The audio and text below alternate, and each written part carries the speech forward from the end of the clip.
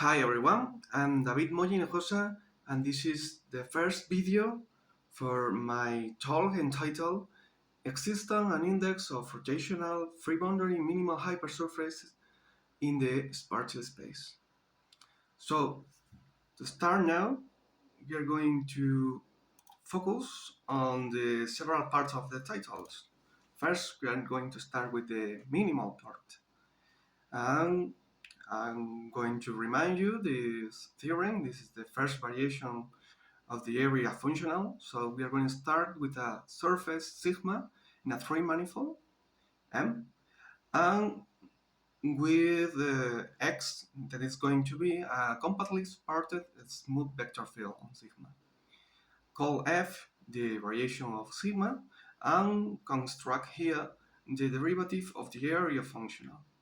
Well, it is well known that the derivative of the area functional in t equals 0 can be computed as this expression over here.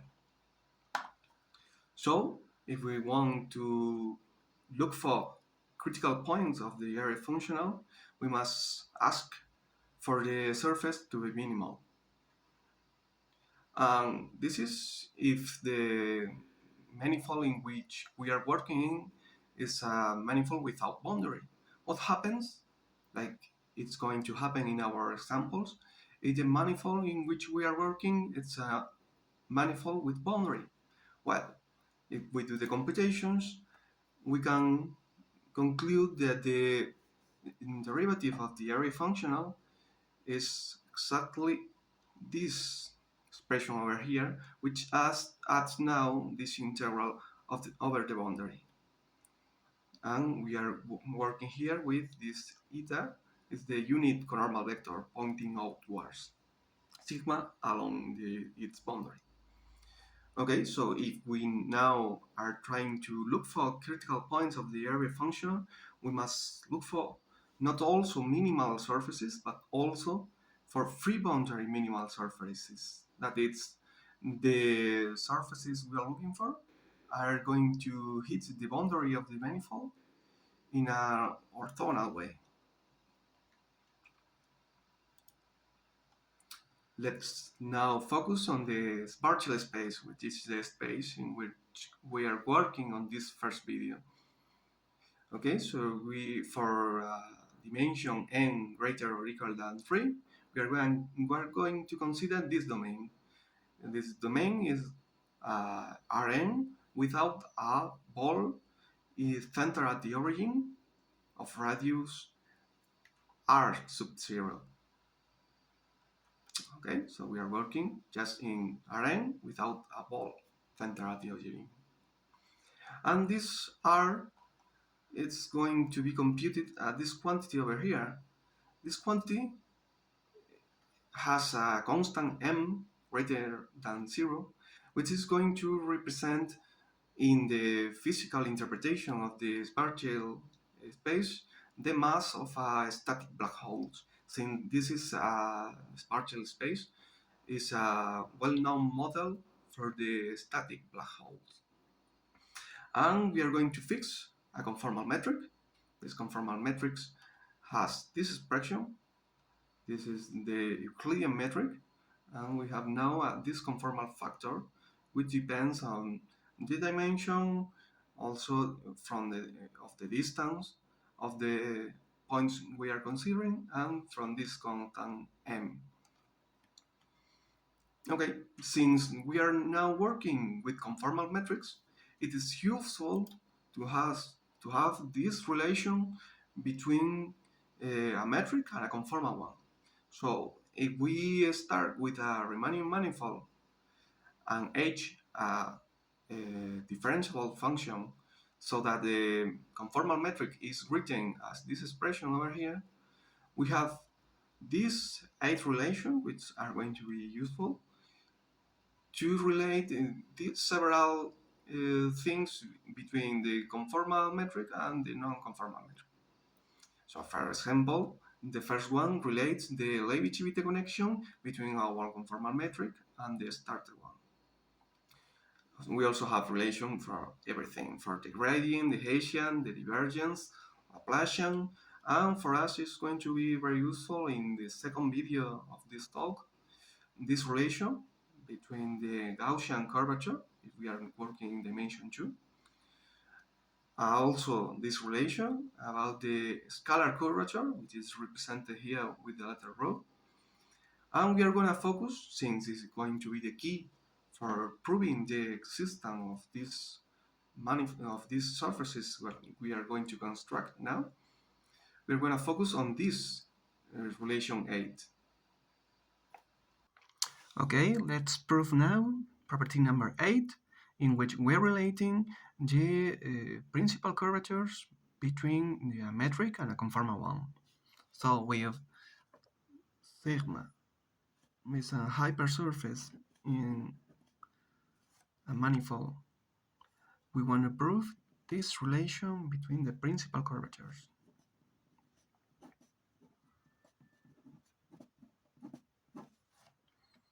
From I going from 1 to n minus 1. Okay, so we are going to remind that a Weingarten operator acting on a principal direction verifies this, and we are going to compute who is this quantity over here, g bar of a bar in a principal direction. Remember, everything with a bar is referring to the conformal metric. The original metric is written, everything which is related to the original metric is written without this bar.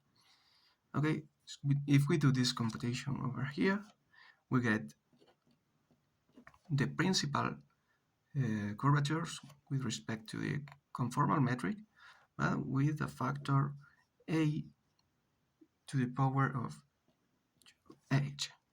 This is because these principal reactions are relating by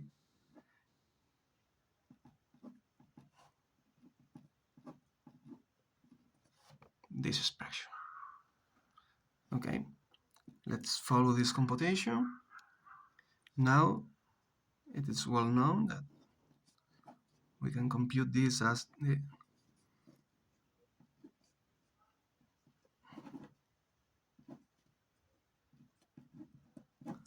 this, where here we are using the Levi-Civita connection with respect to the conformal metric. And now, by using the first equation, the first relation between the Levi-Civita connection, we get that this is equal to minus this Levi-Civita connection and some more terms, which are this.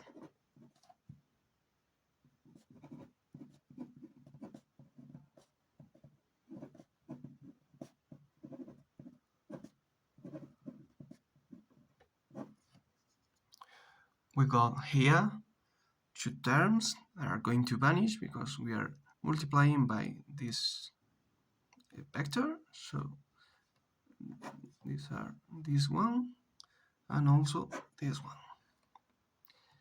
And now what we get is exactly minus g bar applied to this plus m normal vector applying to h and times this quantity. Now remember that the normal direction is also related with the unit normal direction without the conformal metric by this expression.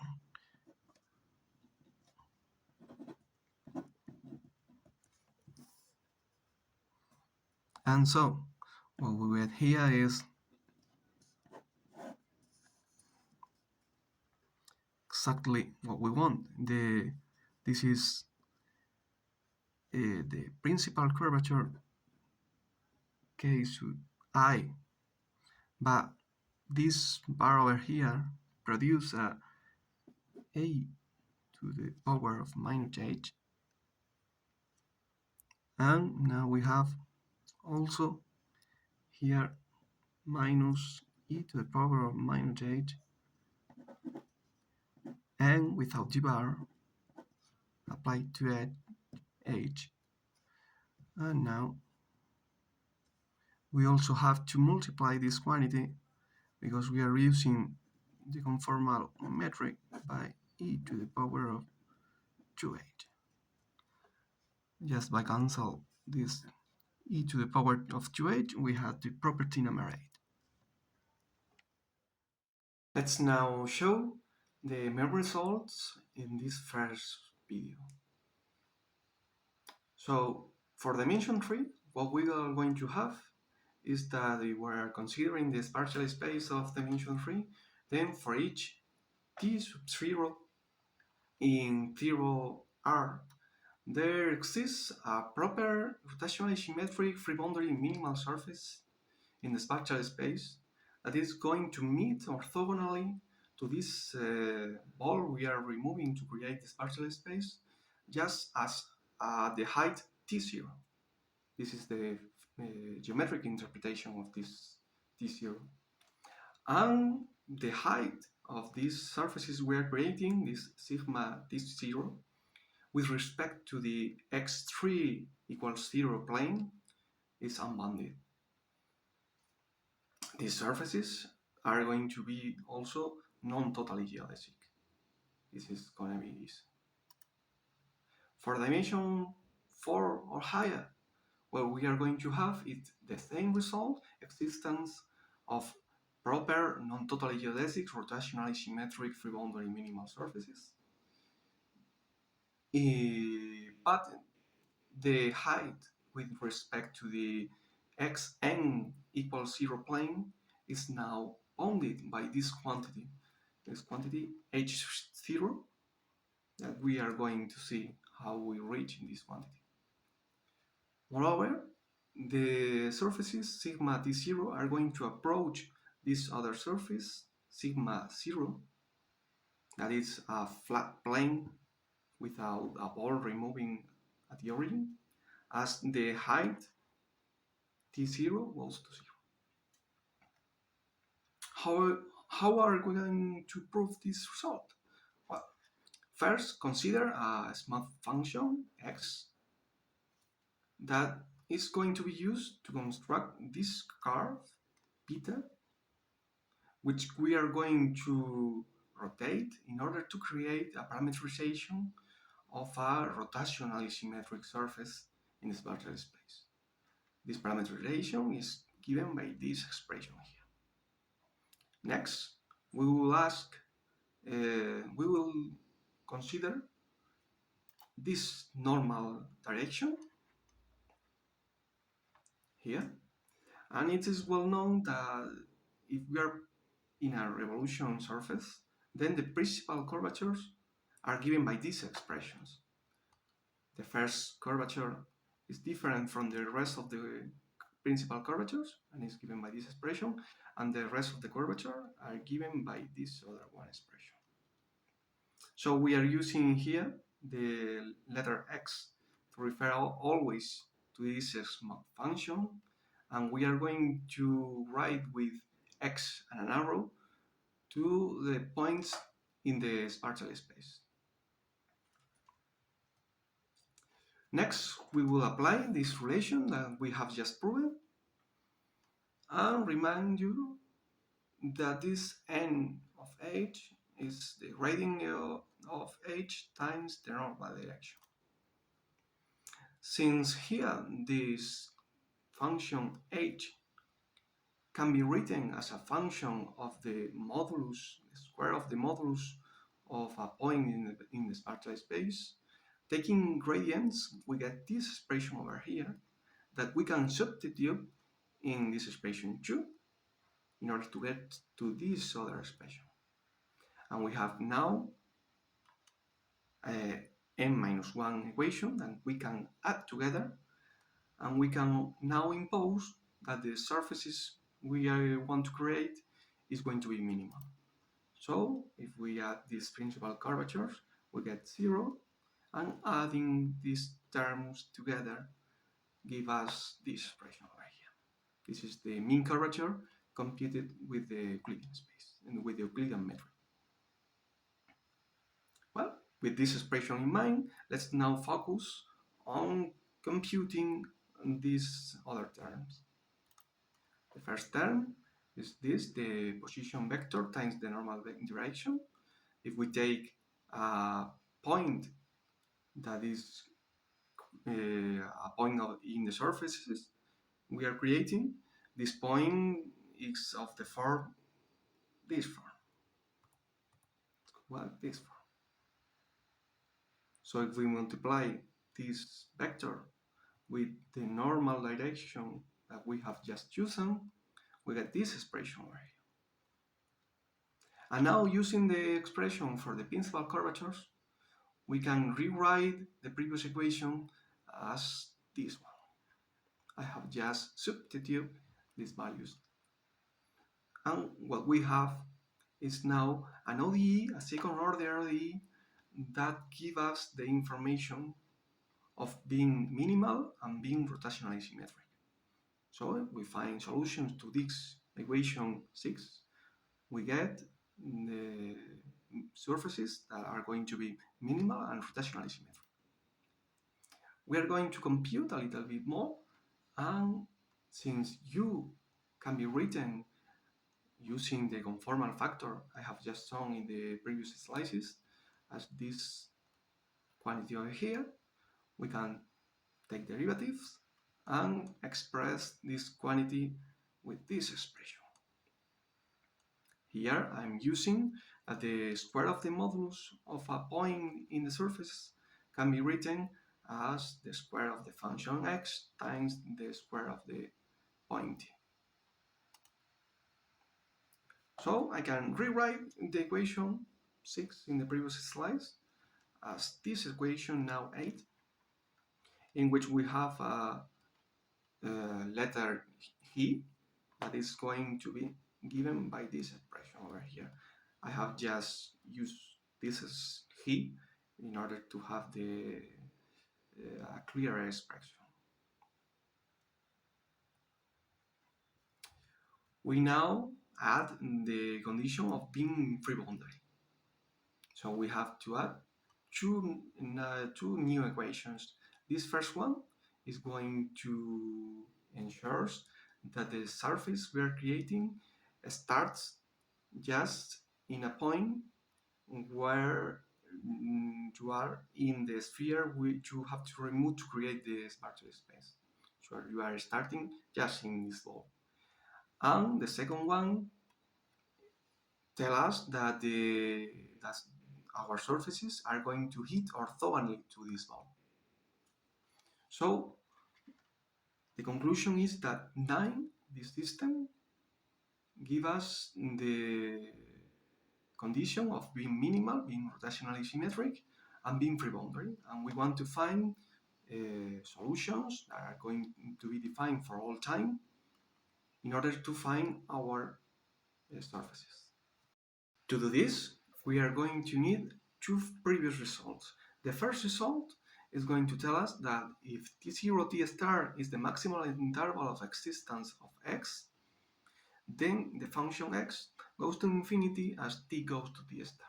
To prove this, we just have to define function phi through this expression over here, and the initial condition of x are equivalent to phi of T0 equals 0.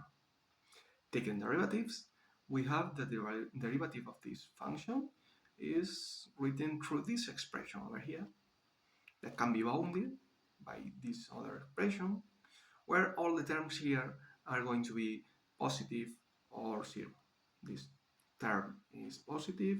The definition of the function he tells us that it is also positive, t is also positive, and the function phi is going to be positive because it's or 0 because it starts being 0 and the derivative at the initial moment is going to be positive.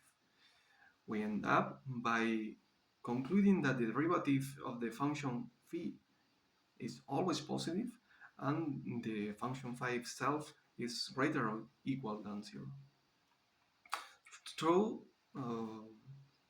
if we go now back to the definition of the function phi, we get that the derivative of the function x is greater than 0.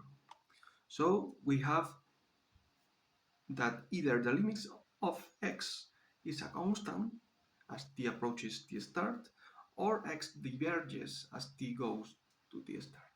But if, by contradiction, x is a constant, goes to a constant when t goes to t star, then by using the second order equation for x, we will get that the second derivative of x is greater or equal than a constant, positive constant, let's call it epsilon. And that will imply that the derivative of x is going to infinity. And that is a contradiction with the statement that x is a constant. So we have proved lemma 1. Now the next result is only going to work for dimension 3. And we have that the solution of 9 is this system, is going to be defined for all time if we are working in dimension 3. Let's prove this now. And for dimension 3, the equation for the second derivative of x is written now as follows. And it can be bounded from above. That is what we are going to be interested in by this expression. Now, we are going to distinguish two cases. If t is less than 1, we can substitute this t with this t0, and we can get rid of this t. And now, if we do the cube and bound again, we reach to this expression. Let's keep this in mind, and now we go for the case that t is greater or equal than 1. We can now do the cube first, and do the same, almost the same bound that we have just done for t less than 1. So we reach at the end that the second derivative of x can be bounded by an expression in which this constant a is going to be the maximum between the two constants that are appearing in for the case t less than 1 and for the case t greater or equal than 1. With this in mind, we are now making a chain of variables. We are going to call u to the function that verifies that x is equal to the exponential of u. This function u has the same asymptotic behavior of x. So if we prove that u is defined in all time until infinity, then we will prove that x is also defined until infinity. The previous equation in terms of the new parameter, the new variable u, is written as follows. And now, by using lemma 1, we have that when t goes to t star, the function u diverges, and we have that this term here goes to 0. So let's call v to the function that verifies the equality but without this term. And this v is going to have the same asymptotic behavior of x and the same asymptotic behavior of u. Now we are going to bound again this v by using these estimators. And let's call tilde v to the function that is going to give the equality between the second derivative of itself and this expression. So if this is tilde v, and now we are calling double v to the derivative of this tilde v with respect to t. And if we derive again, give us this expression.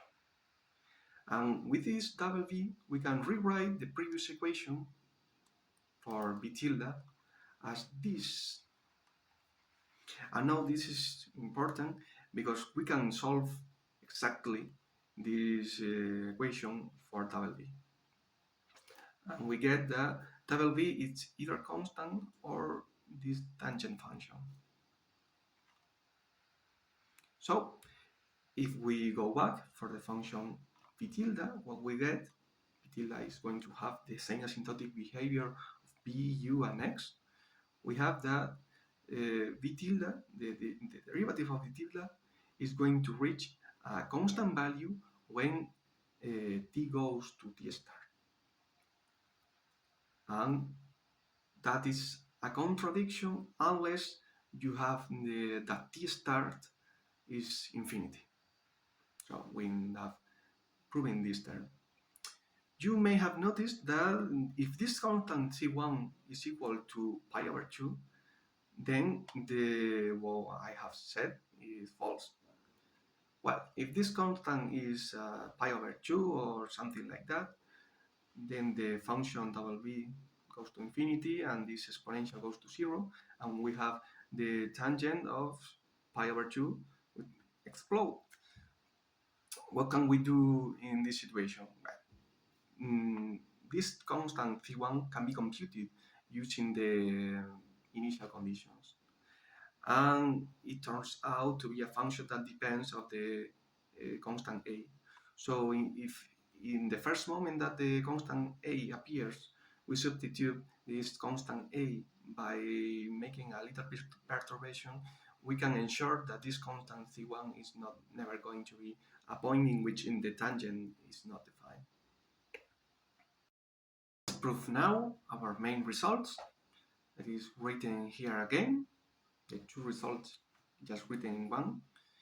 And we're going to prove that there exists a complete rotationally symmetric free boundary minimal hypersurface in the spatial space of any dimension. And if the dimension is 3, then the height with respect to the xn equals 0 plane is unbounded. And if n is greater or equal than 4, then this height is bounded by this quantity over here. To prove that, we just have to notice that the lemma 1 is getting us the existence, because x can be defined for all time, or x can explode in finite time. But if x is defined in all time, what we have is that the surface we are creating is not bounded. And if x blows up in finite time, then we have that the surface we're creating is bounded just by the time t star in we are exploding. So for dimension 3, we have the result. What about for dimension 4? Why we have this bound? Well, we are going to use the definition of the function x through a second order equation, and we can compute this bound and now rewrite x as u if we are using the equality, so that this u is going to have the same initial condition of x. Here there is a picture in which I'm representing what I'm telling. If I prove that the function u explodes in finite time, since the time is written here in the vertical axis, what we have is that x is going to be bounded. And that's what we are going to do. First, rewrite the equation for this function u, and then you can integrate this expression, getting these logarithms, and now rearranging terms, we get to this expression for the derivative of u. So if we integrate this function in u now, what we get is this expression over here, and now if we impose the initial conditions, we end up with this expression, which turn out that only for dimension 4 or greater than 4 is going to approach to a limit that is not going to be infinite, it's going to be a constant. This is because this exponent here for n equals 3 becomes, with this square, 1 divided by x, and with n greater or equal than 4, for example for 4, this is going to be of the type 1 divided by x squared, which is integrable. This is what I'm writing there. So with this, we have the main results. And in the next video, we are going to uh, prove some generalization of these results and talk a little bit about the Morse index of some of these surfaces.